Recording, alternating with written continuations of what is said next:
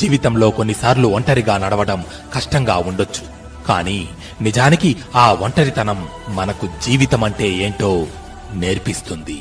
ఈ రోజుల్లో నటించే వాళ్ళు నలుగురితో బాగానే ఉన్నారు, యథార్థం మాట్లాడేవారే ఒంటరిగా ఉంటున్నారు. అందుకే అన్నారు కదా, యథార్థవాది లోక విరోధి అని. సమయం వచ్చినప్పుడు మనసులో మాట చెప్పకపోతే అవి చెప్పాలనుకున్నప్పుడు సమయం ఉండదు, కొన్నిసార్లు మనమే ఉండము. కన్నీళ్లు ఎందుకు ఉప్పగా ఉంటాయో తెలుసా? సముద్రమంత బాధ గుండెల్లో ఉంటుంది కాబట్టి. మిత్రమా, మనమంటే ఇష్టం లేని వాళ్లను చచ్చేలా ప్రేమించడం కన్నా మన కోసం చచ్చేంత ప్రేమున్న వారిని చచ్చేంత వరకు ప్రేమించడం మంచిది.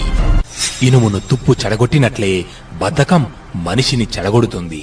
మన ప్రవర్తనే మిత్రుల్ని శత్రువుల్ని తెచ్చిపెడుతుంది. మీ అనుమతి లేకుండా మిమ్మల్ని ఎవరూ కించపరచలేరు అంటారు ఫ్రాంక్లిన్. శాంతంతో కోపాన్ని, వినయంతో గర్వాన్ని జయించాలి అంటారు రవీంద్రనాథ్ ఠాగూర్. ఓర్పు చేదుగానే ఉంటుంది గాని దాని ఫలితం మాత్రం ఎంతో మధురంగా ఉంటుంది. జీవితంలో వైఫల్యాలు భాగమే అని భావించగలిగినప్పుడే వాటి నుంచి గుణపాఠాలు నేర్చుకోగలుగుతాం అంటారు అబ్దుల్ కలాం.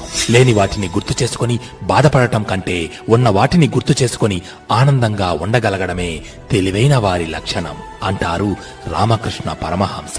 ఆటంకాలు ఎదురయ్యే కొద్దీ మనం మరింత దృఢంగా ఆ పనిని పూర్తి చేయాలనే పట్టుదలను పొందాలి అంటారు బ్రూస్లీ. విజయం సాధించలేమని ముందుగానే ఒక నిర్ణయానికి వచ్చేసేవారు ఎన్నడూ ఆ పనిని పూర్తి చేయలేరు.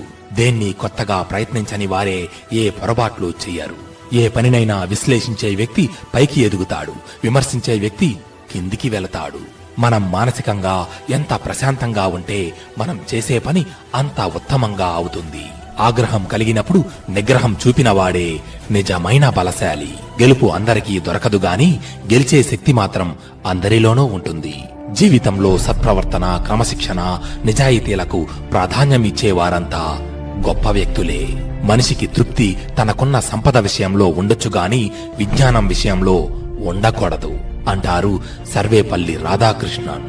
బాధ్యతగా జీవించినప్పుడే మనం, మన చుట్టూ ఉన్నవారు కూడా ఆనందంగా ఉంటాం.